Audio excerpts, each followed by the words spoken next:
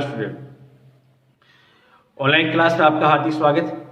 अपन topic number 4 पढ़ रहे थे फिजिक्स का, तो उसमें हमने काफ़ी कुछ पढ़ लिया था, डेफिनेशन वगैरह हो गई थी विद्युत धारिता की। अब हम विद्युत धारिता डेफिनेशन के साथ हमने उसकी थोड़ी कुछ निर्भरता भी पढ़ ली थी, एक नोट भी पढ़ लिया था। नोट में हमने ये कहा था कि क्यू बढ़ेगा तो धारिता बढ़ेगी। ऐसा जरूरी नहीं है जब तक वी के बारे में कोई जानकारी नहीं दी। कुल मिला के बात था कि एक उसमें से कांस्टेंट बोले और दूसरे में बढ़ाया घटाए तब हम धारिता पे प्रभाव पड़ता है, सीधा बोलने पर कोई प्रभाव नहीं पड़ता।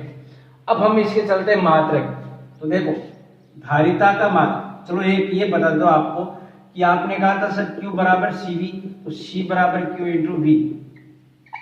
अब इसको परिभाषित अपन कैसे करते हैं, जब किसी चालक को आवेश Q देते हैं तो उसके मान, उसके विभव के मान में क्या होती है, वृद्धि। ठीक है, ये हमने पहले पढ़ चुके हैं। अब हम यदि चाहते हैं, अब देखो इसका मात्रक है फेरेड, क्या मात्रक है, फेरेड। अब फेरेड है तो उसको हम 1 फेरेड को परिभाषित करना चाहते हैं। 1 फेरेड बराबर 1 कूलाम बटा 1 वोल्ट।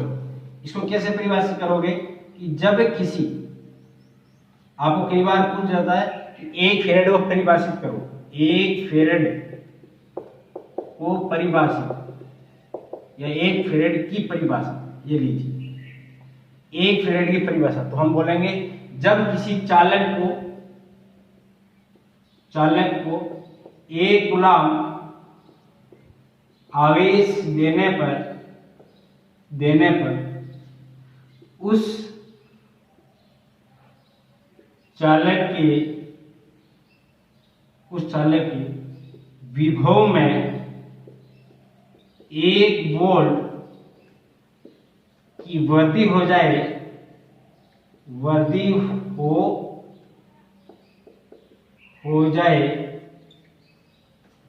तो उस चालक की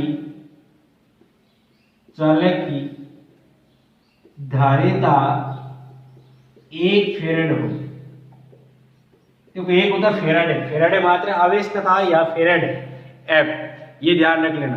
बच्चे कंफ्यूज हो जाते हैं सर वहां गए यहाँ गए, तो यहाँ 1 फेरेड का मतलब है विद्युत धारिता का मात्रक, और फेराडे का मतलब है आपके पास इसका मात्रक आवेश।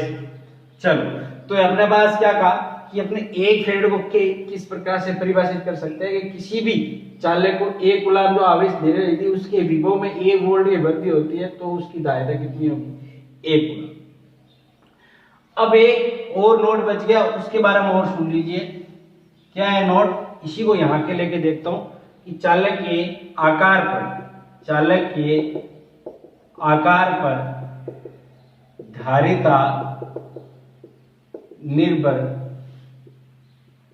करती है। अब देखो क्यों निर्भर करती है, तो यहां लिख देता हूं क्यों।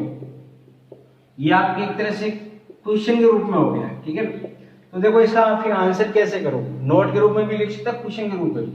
तो मुझे बताओ C बराबर Q अपॉन, यहाँ विभव है, विभव का मतलब क्या है, एक तरह से KQ बाई R है या नहीं है। विभव का मतलब क्या था, KQ बाई R।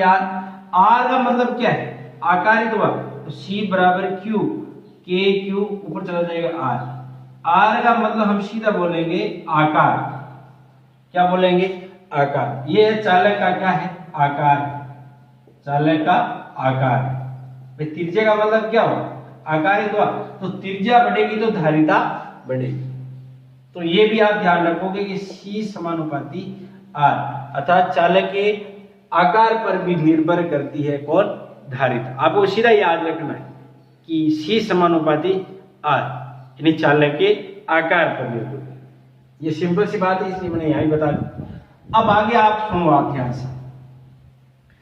अब जो लिखा जा रहा है मात्रक के बारे में, तो हम बोलेंगे फेरेड एक बड़ा मात्रक है, फेरेड एक बड़ा मात्रक है, किसका, धारिता, बड़ा मात्रक है, जिसको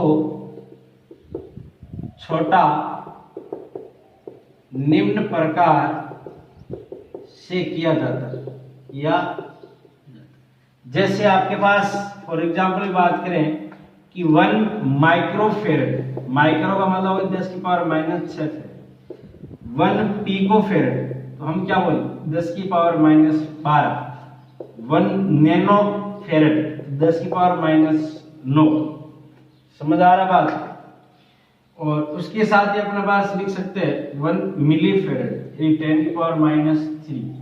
तो ये सभी आपको याद रखने हैं कि कौन सा कैसे दे सके उसका कोई भरोसा नहीं है। पिको भी दे सकता है, माइक्रो, नैनो वगैरह कुछ ही दे सकता है। तो आपको ये कुछ याद रखने की फेरेड बड़ा मात्रा को छोटा किस प्रकार से लिखा जा सकता है या छोटा किस प्रकार से किया जा सकता है। ठीक है, अब हम इसके मूल मात्रा के बारे में बात करते हैं।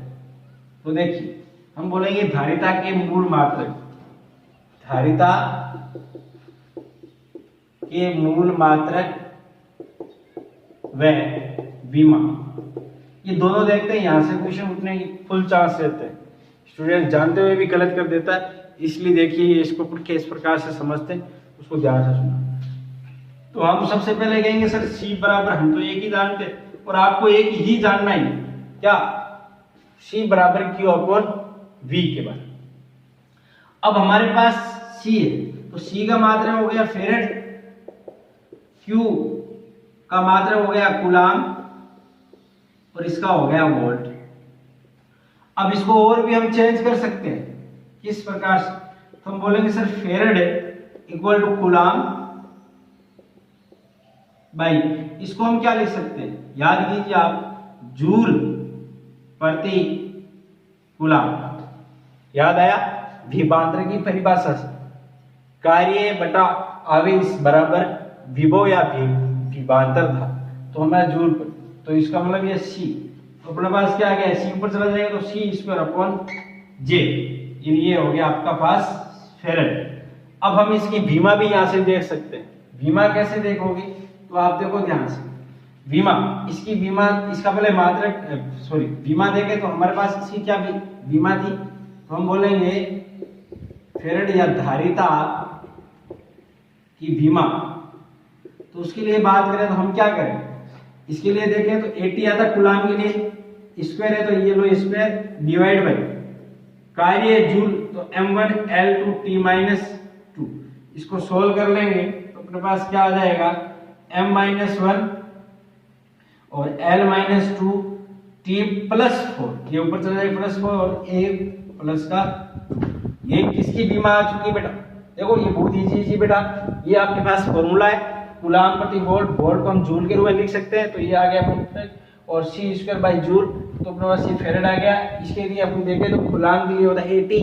याद कीजिए आवेश बराबर धारा इनटू समय, इसलिए अपने पास ये आ जाएगा 80 और नीचे कार्य, तो कार्य के लिए हम पहले से जानते हैं बल इनटू विस्थापन, तो उससे हम मात्रक ले लिए ये सॉल्यूशन।